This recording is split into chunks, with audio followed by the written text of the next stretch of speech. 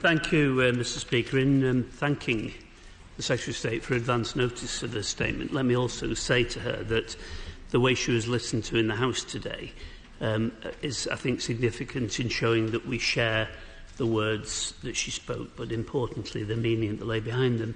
Of course, we need to condemn, and we do condemn those who perpetrate these acts of violence. It isn't ironic. It's sad that we had a statement earlier on about atrocities in Sri Lanka, followed by this statement now. But nevertheless, in offering our commiseration to Sarah, Lyra's partner, and to Lyra's family, I think it's also right and proper that we do remember the brightness of Lyra's life.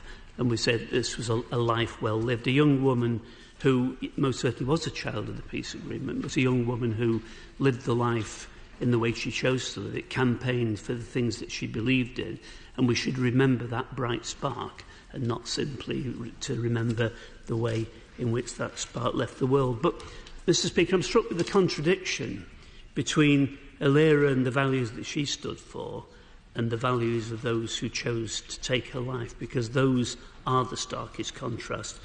Who represented the modern city of Derry? Who represented the Northern Ireland of today? And I think it was the Lyra McKees, not the gunmen who mowed her down.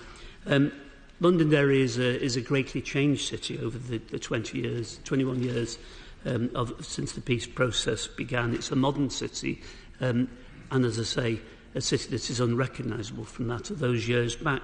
But I think Derry has been changed as well by the events of Lyra's murder.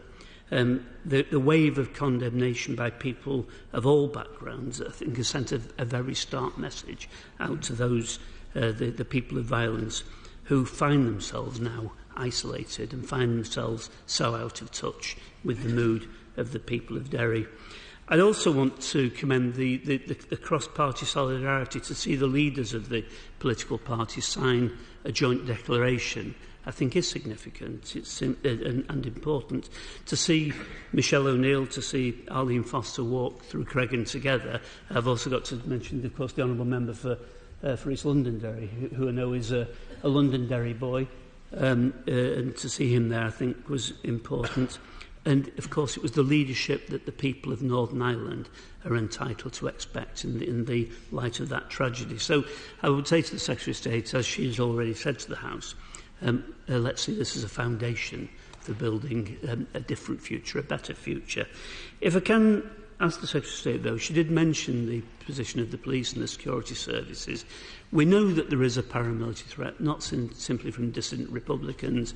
We know from loyalist paramilitaries, sometimes involved in gangsterism rather than political violence, but nevertheless that corrupts and pollutes the society of Northern Ireland.